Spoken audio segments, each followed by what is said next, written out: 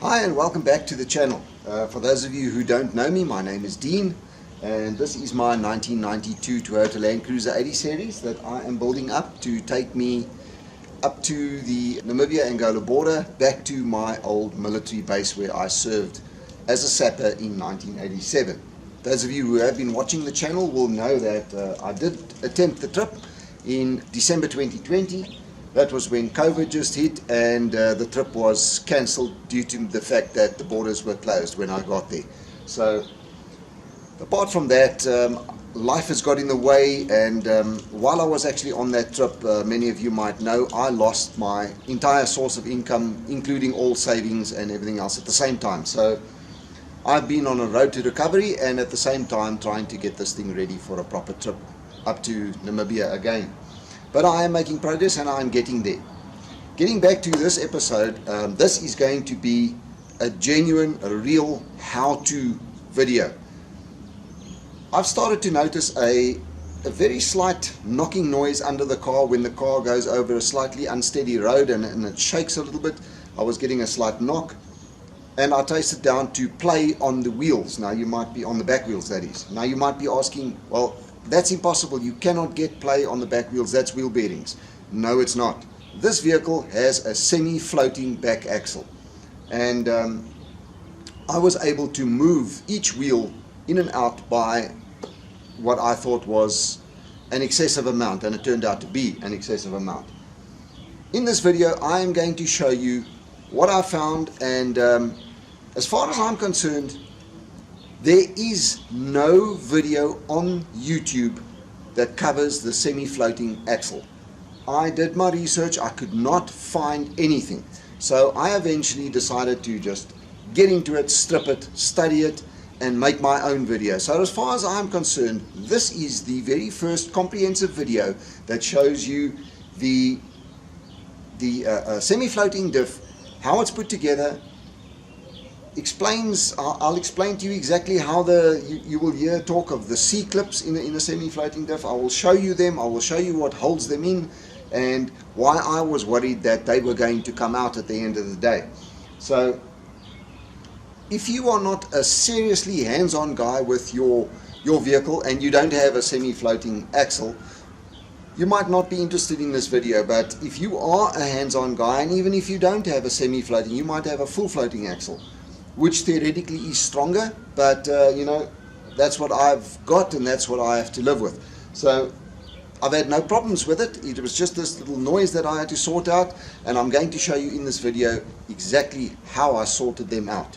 Enjoy the video, and right at the end I am going to show you the parts I took out, or the parts I replaced, and what the old ones look like, and why I think that is so. So enjoy the video, and I will catch you right at the end. Inside of the diff, obviously, you have the crown wheel, and right at the back behind that you have the pinion gear that meshes with the teeth on the crown wheel. Now we can't see the pinion gear at the moment, but that is not my concern at the moment. I'm not worried about that. What I am concerned about is the play between this bush in the center and the ends of the side shafts. Now one comes in from each side, obviously, and I'm going to try and get close up here. If you have a look right in the center of the picture right now, right over there, you will see the end of the half shaft, or the axle, coming from the wheel, and then you can just see right at the tip of my finger there, the one end, and there you can't really see the other end of the C-clip that sits in a groove. You can see the groove in the end of the axle right there. Now the whole lot goes back. Let's get it to focus here. The whole lot goes back, and the C-clip fits into a recess in this gear. Now if you have everything correct and all the clearances are correct, oh, can't get this thing to focus now. You can just see at the top there the top of the other tip of the end of the C-clip. But if you get all your clearances correctly, the only way for that C-clip to come out is if the thrust washer behind this gear, you see, I'm going to turn the wheel right now, you see there we go, you see this gear turns. Now this gear behind it, on the other side of it, between the diff housing, this steel piece, and the back of this gear is a thrust washer that this gear runs on. Now the only way for that C-clip to come out, the way I see it, is either if this pin in the center comes out, which is basically impossible. If that pin starts to slide out, and I will show you now how you take it out. If it happened to come loose and come out while the diff was working, you would have one almighty crash and things would just come to a sudden stop. So that's not my concern.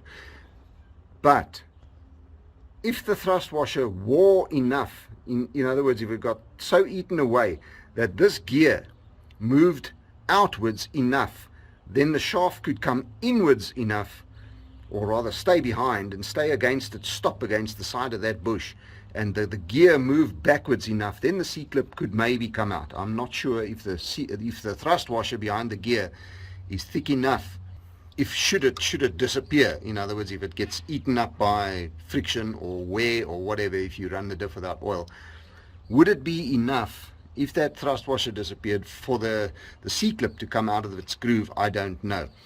But I have excessive end float on these axles. So it would appear to be a combination of things. Now, between these gears and the planetary gears, this is called a side gear, and I think this is the planetary gear, if I'm not mistaken. Let's just call it that for now. Between the side gear and the planetary gear, you are supposed to set the backlash, just like you would set the backlash between the crown wheel and the pinion gear. And you do that by altering the thickness of the shim behind the gear. Now, it would appear that mine does have a fair amount of backlash. So what I'm going to do is I'm going to take out this bush in the center, which is also, you buy them by the correct thickness, and this is what actually sets your end float on the axles, because the axles come and they butt up against the sides of this bush. It has a flat on each side and the axle butts up against it. Now you can buy those bushes in various thicknesses only once you have set the backlash on these gears. Now this is a 30-year-old vehicle, so I can expect a fair amount of wear here, but I want to inspect exactly where it's worn and what is causing the excess backlash that you heard earlier. So I'm going to rotate the diff quickly so that you can see. Oh, now I've got one wheel turning and the diff center is not turning. How am I going to do this? I've got very oily hands. Okay, I'm going to hold one still and turn one wheel. There we go. Now you can see as it goes around, you can see that over, get my finger in there, that pin is the pin that the whole bush and those two planetary gears run on. I'm going to bring it around again. There we go. And I'm going to show you how you take that pin out. As you can see now, the other end of the pin is coming around, and right over here you can see a bolt that goes in. Now this bolt goes right through and locates in the shaft, and that prevents this pin from coming out. So we're going to take this bolt out and extract that pin and see what kind of wear we have on the shaft and on the planetary gears themselves. So I'm going to take that out quickly. Unfortunately, I can't hold the camera or the phone and do all of this. So I'm just going to take that bolt out, and then I'm going to slide this shaft out. Once I've done that, let me just get this to turn again.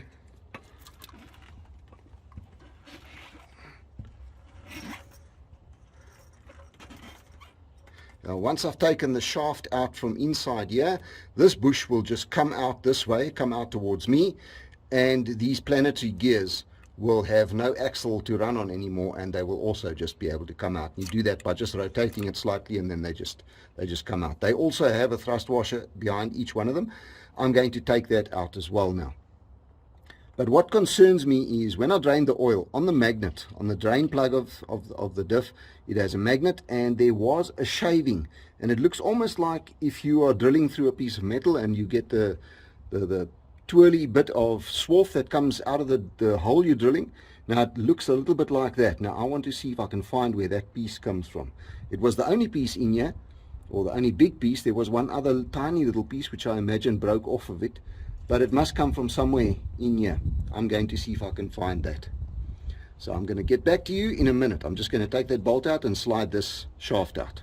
Right, as you can see now, I have taken this bolt loose, turned it out of there, and this is what it looks like. It has a long shaft that goes all the way through and locates in the axle of this shaft, or in the center of the shaft. There we go.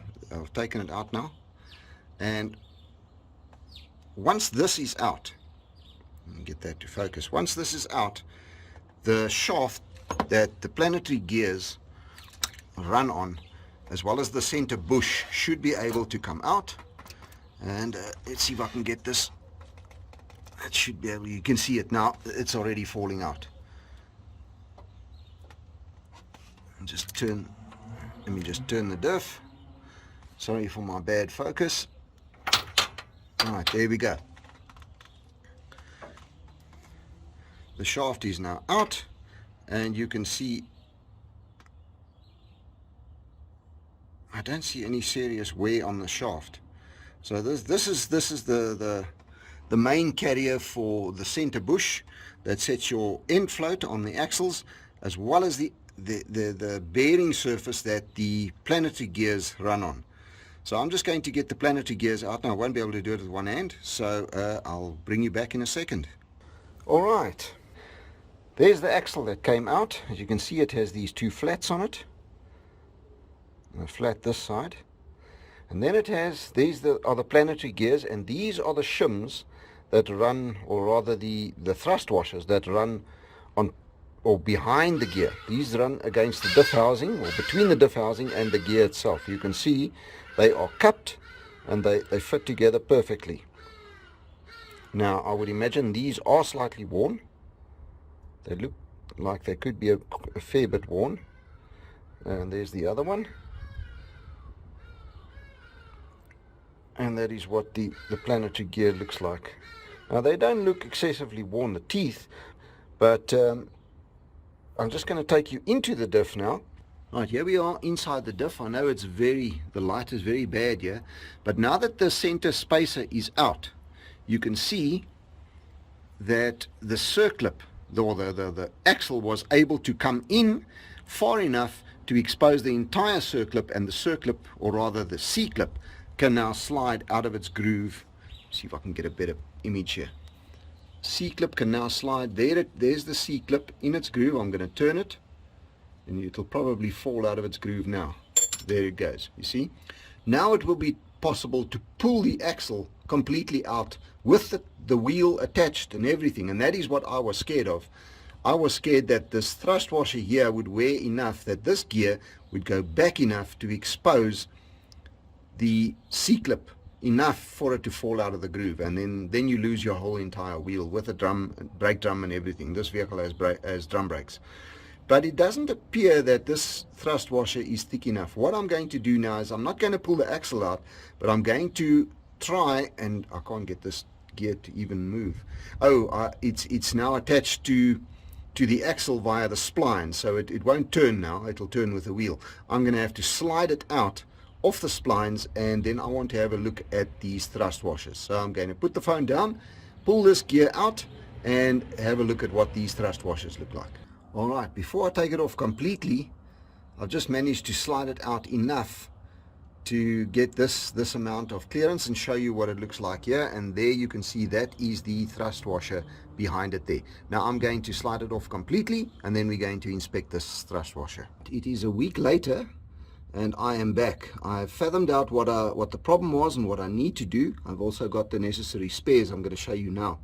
But what you see here is the side gears. I've taken the planetary gears out at the moment, and right over there you can see that is the thrust washer that I've got in there. Now, how these diffs are set up, before you even set the end float, you've got to set the mesh of the gears, of the 4 gears that go in here. It's the 2 side gears and the top and bottom planetary gear. You've got to set the backlash between them, and the only way to set that backlash is by changing the thickness of these thrust washers. From what I can see in the manuals, the thrust washers, those cupped thrust washers on the top of each planetary gear, You can't buy them in different thicknesses, so you as long as they are in good condition, they don't change. So you set your backlash between the gears by the thickness of these thrust washers. Only once all of that is done, then you put your spacer in, and the spacer, the thickness of the spacer, determines the amount of end float. So you can buy the spacers in various thicknesses. Now, I assume that this diff at one point was set up correctly, and the spacer that I've taken out here, I will show you in a minute, doesn't have any wear on it. You can see where the half shaft, the end of the half shaft or the axle runs on it, but there is literally no wear on it. So I'm not going to change the thickness of the spacer that goes over the shaft, because it must have been right at one point and there's no wear on it. So the only things that can change the end float are the thickness of these washers, of the thrust washers, because they determine how much these gears come inwards or outwards. So what I have done, because these thrust washers, they are excessively worn, I don't know what the original thickness was. So what I did was I put the whole diff together, basically dry like it is now with these thrust washers, so there's no oil taking up, because this oil is really thick. There's no oil taking up any space or anything. So I pushed everything out and I pulled on the axles until all space was taken up and the end float was at its maximum. Now the manual says I'm not supposed to have an end float more than 0.5 millimeters or half a millimeter. I can't find anything in the manual that gives me a minimum. So at the end of the day, I settled on a 0.15 millimeter clearance. Now, I don't know if that's too tight, but I think it sounds about right to me, to give a clearance that is not going to make a clunk clunk noise every time it moves. Anyway, so what I did was I created the maximum clearance that I could possibly get between the two by pulling both axles outwards as much as I could with a spacer in here, and then I used a feeler gauge to measure how much the gap was. And as it is, the gap was almost right at 0.5 millimeters, which is excessive. It was 0.487 if I'm not mistaken. So I have taken that 0.487, subtracted the 0.15 that I want, that I would like to have at the end of the day, and then I divided that by 2. Then I went to the charts and I chose a thrust washer that was the closest to the measurement that I need. And if everything goes well and the thrust washers that I bought take up the end float, I am going to end up with a clearance of about 0.148, I think it was. So let me take you over to my parts. Here you can see this is the spacer that goes between the two half shafts. You can see where the axle runs, but really you can't feel a mark. It is polished, it's a polished surface. You cannot feel any wear. So I assume that there is zero wear on this. So I'm not going to replace that. I'm going to bring this diff back to where this spacer creates the correct end float by changing the thrust washer thicknesses. And I've made a trip to my local Toyota agency up the road, and I bought a complete set of thrust washers. There you can see I've got some brand new ones. These are 2.05 millimeters thick each, and that is part number. There you can see the part number there, 4136160041. That's a genuine Toyota part number, and that'll give you a thrust washer of 2.05 millimeters. I also went ahead, I can just get these things out of the plastic bag.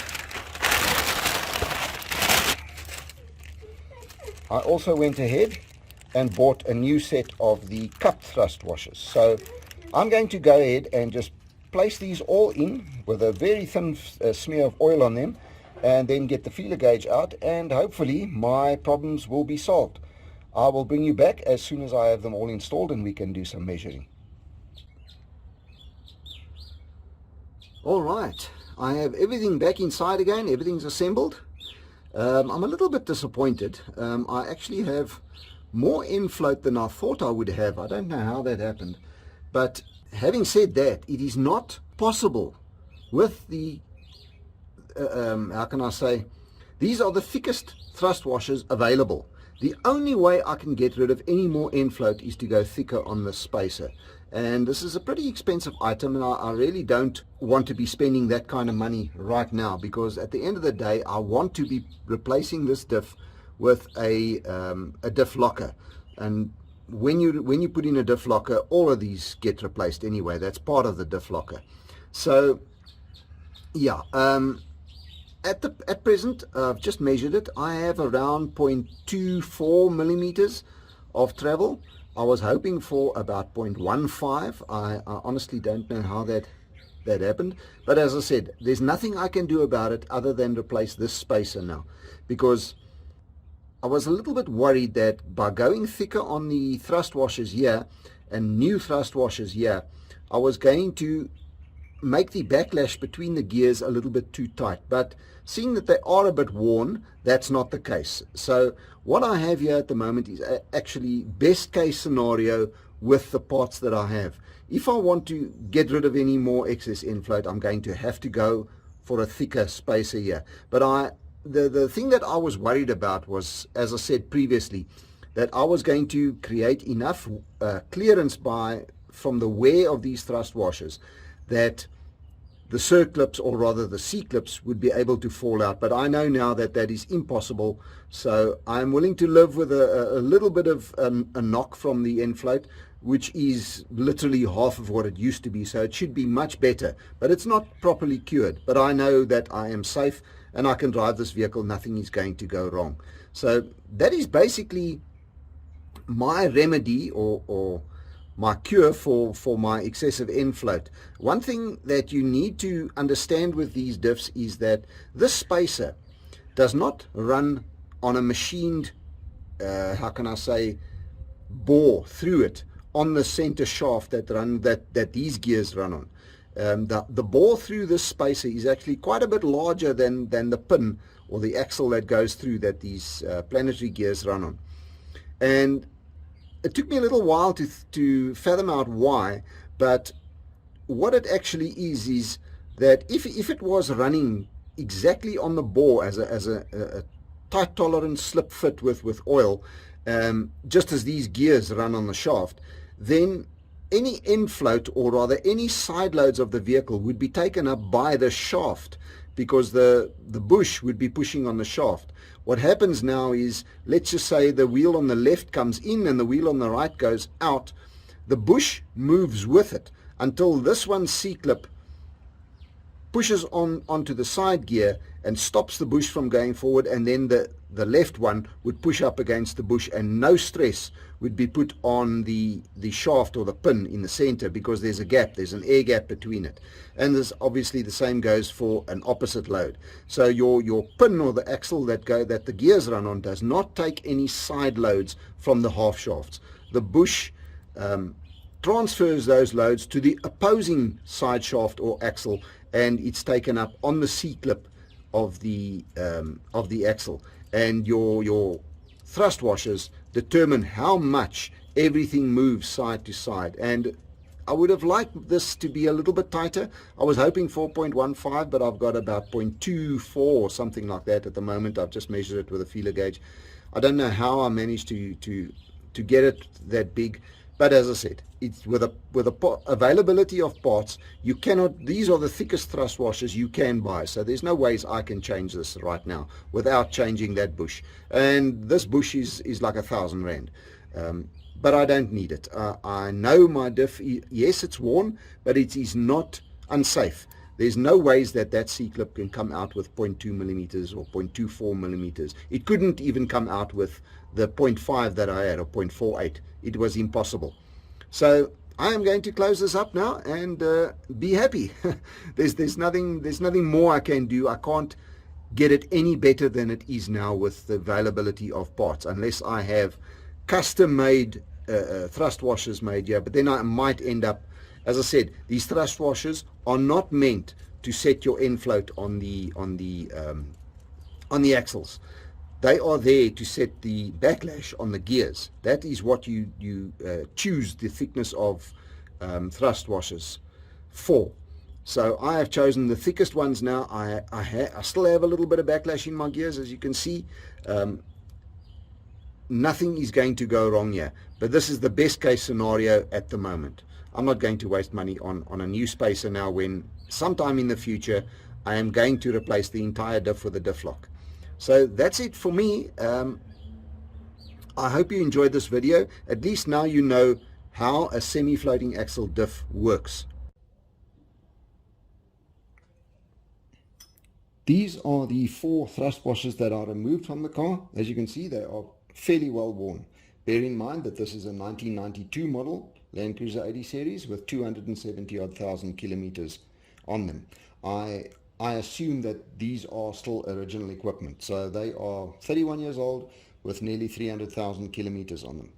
I don't think they've done too badly. I believe in a previous life, before I had this car, it was taken to Namibia once or twice through the sand dunes and that, so it has done a fair amount of hard four-wheel driving. Anyway, these are the ones I've taken out and that are now scrap. These are the thrust washers that go on top of or between the planetary gears and the diff housing itself. You can see these are probably more worn than any of the others. There are a lot of concentric lines around them, and specifically next to these center holes. Now you will remember I said I found a piece of like a shaving, very thin shaving that I didn't know where it came from. I'm assuming that it came from next to one of these holes, because I could see in it a little half round that matches these little holes through the thrust washer. So I'm assuming that one of these little patches came loose and ended up on the magnet. So yeah, that's what I've taken out, and the clearance is now a hell of a lot better than it was. It's now around 0.2 millimeters where it was around 0.5 previously. So I'm not worried anymore that I'm about to lose a C-clip or an axle in the process. If I want to get it any tighter than that now, I'm going to have to replace that center section bush. And at 1,000 Rand right now, I know I'm not in any danger of losing anything, and the diff is a lot better than it was, so I'm going to leave it like that. Because in the near future, at some time in the near future, I want to replace the entire diff center with a diff lock. I'm looking at a TRE, being probably the cheapest on the market, and they get pretty good reviews. And I'm not a guy that at the moment anyway, I can't afford to go heavy four-wheeling and pushing my car to its limits. So I think the TRE is probably a very good fit for what I need, especially at the price, being working on an extremely tight, almost non-existent budget at the moment. So yes, I'm pretty happy with the diff as it is now. It still has a very small knock in it due to the fact that the clearance is still there. I'm not sure. I cannot find any information on what the minimum clearance should be, but I am at now, as I said, around 0.2, which is half, at least half of what I used to have. So yes, I am happy with it as it is, and I am driving it as a daily. And it sounds fairly good, I must admit. Much better anyway. I'll catch you in the next video.